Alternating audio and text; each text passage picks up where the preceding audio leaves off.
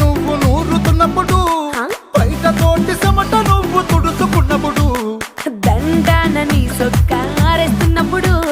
నీ ఒంటి వాసన తెగ గుర్తొచ్చినప్పుడు,